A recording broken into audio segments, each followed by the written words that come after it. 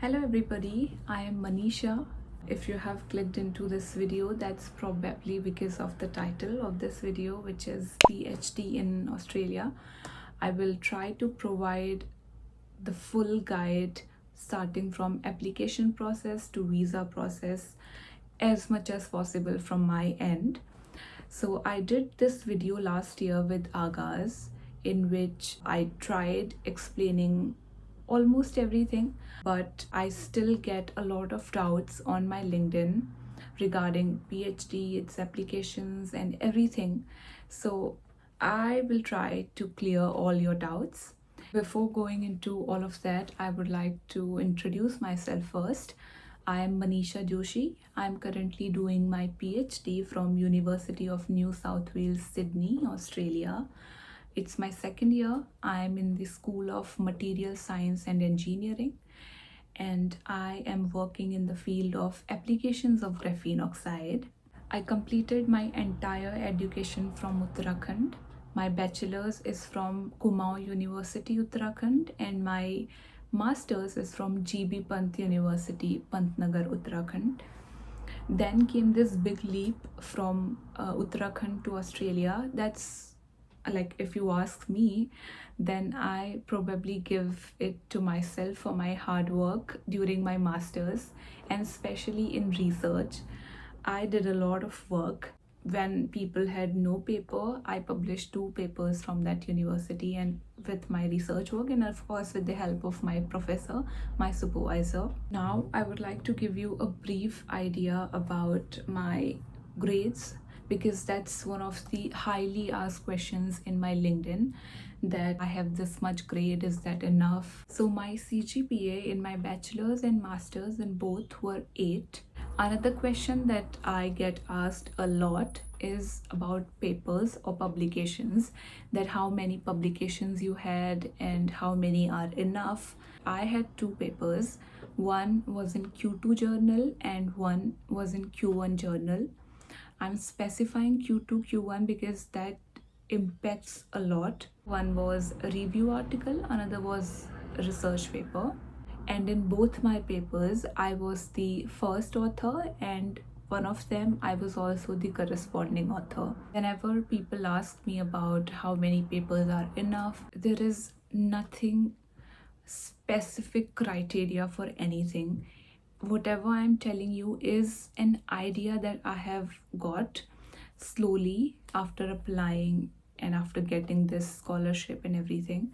So people who are watching this and want to apply for their PhDs, I would like to tell you that try publishing your papers in Q1 journals if possible. If not, then Q2, not lower than that. Another thing is about IELTS, that people ask, that is IELTS compulsory for PhD? So IELTS is not actually a compulsion for PhD, but I gave IELTS. My IELTS score was 7.5 overall and above 6.5 in all. IELTS is not a compulsion, but I gave it because someone told me that it gives you a benefit in your visa process. So I thought maybe it's better to not take a risk and just go for it. But I have a few friends who got their industrial scholarships. They don't have a paper, they don't have IELTS, but they are still here because there is one thing, it's called English Proficiency Certificate, that your university, your current university, can provide. And if they provide you that, even for PhD, that certificate works fine. Now coming to the process of application. So how I applied is that I used to go to findaphd.com. That was a savior for me because I got so many positions from there, and I used to apply to so many professors from that website. That has really helped me a lot. There is another website which is called Indeed, that also has helped people. There is one website specifically for Europe, if I'm not wrong, it's europeexpress.com or something. I mean, I'm not very sure, but you can have a look at that as well if you are targeting Europe. Another way I used to apply was to Google good professors in the field of materials science, materials chemistry, because I belong to chemistry background, so chemistry as well. If I got any supervisor who wanted a PhD student, I would apply. The first step would be applying. If they have it listed there that you have to apply, then I would apply. Otherwise, most of them used to ask for the email with your CV and cover letter. So emailing professors is one of the most efficient ways of getting a PhD positions, is what I have understood. Whenever you email, try to make it not a generic email that you are sending it to everyone. Rather, try to make it very specific for that person. Know the working background of the professor, add that into cover letter. After you send a CV, the professor will go through your CV. If he or she finds a potential in your CV, potential is not just that you have a potential in your work and you have done a good work, but also the potential of getting a scholarship if he or she doesn't have a fund for you.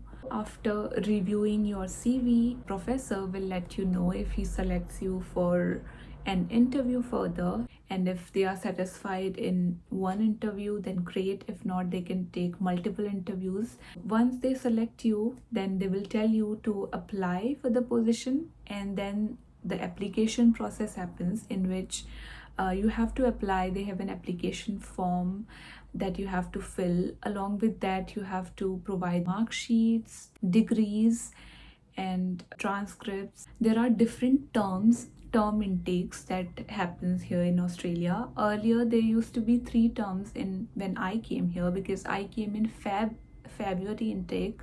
That no longer exists now. There are only 2 intakes. According to that, you have to see in which term you have to apply. Then that's the same process, the same application process that happens in India as well. Your application will then secure your scholarship. Coming to scholarships, Australia gives 3 kinds of scholarships.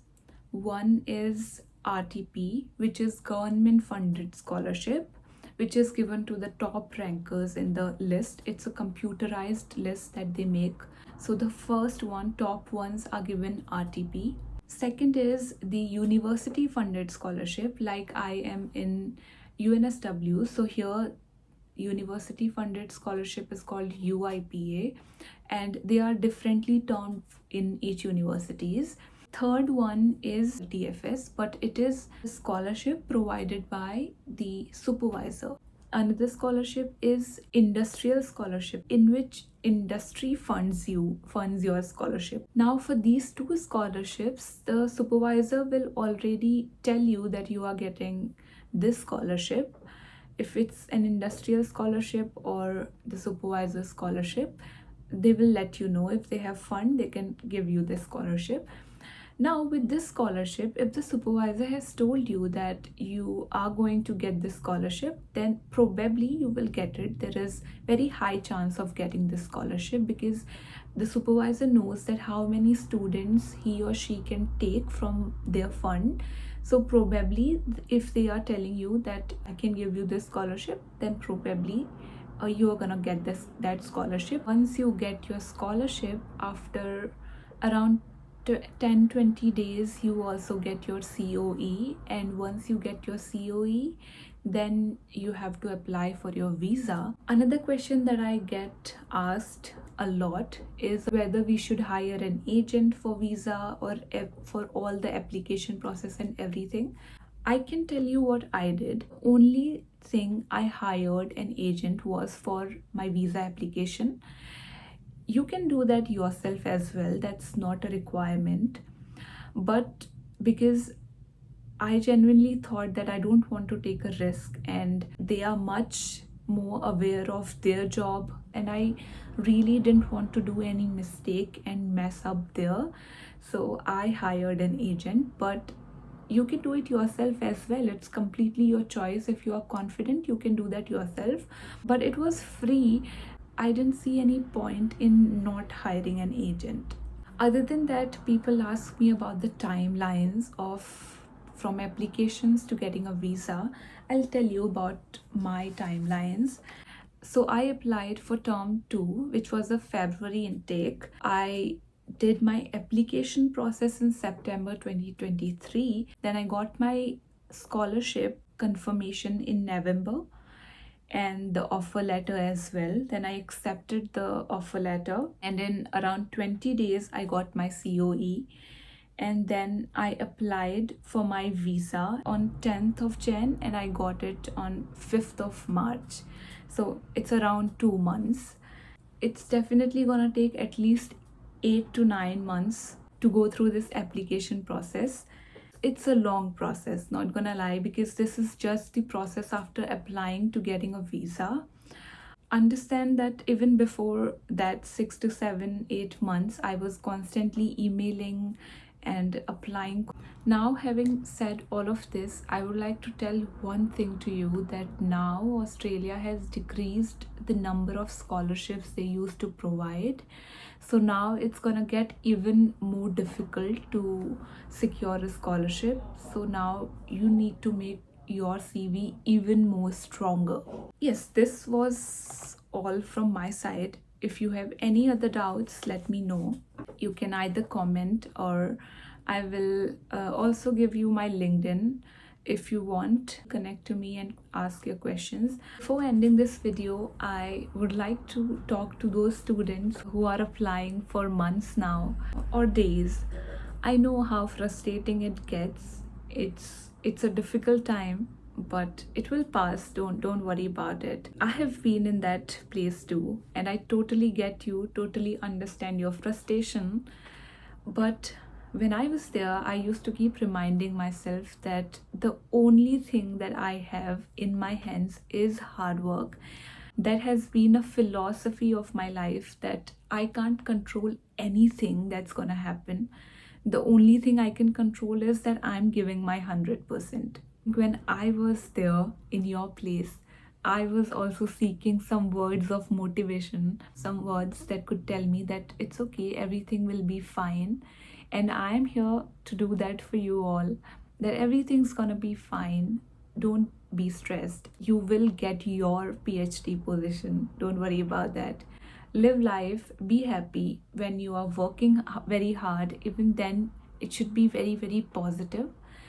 That's it. That's from my side. Thank you so much for watching this video. If you found this video helpful, like this video, share it with your friends, subscribe to the channel. You can also follow me on my Instagram. You can connect with me on my LinkedIn. Also, I would like to ask you what kind of videos you would like to see on this channel. I'm trying to make some content. I don't want to make it completely PhD based.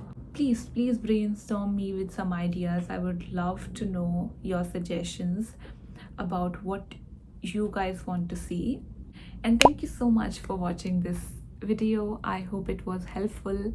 If you have any doubts, feel free to comment, feel free to connect on my LinkedIn. I will definitely help you as much as possible from my end. Thank you.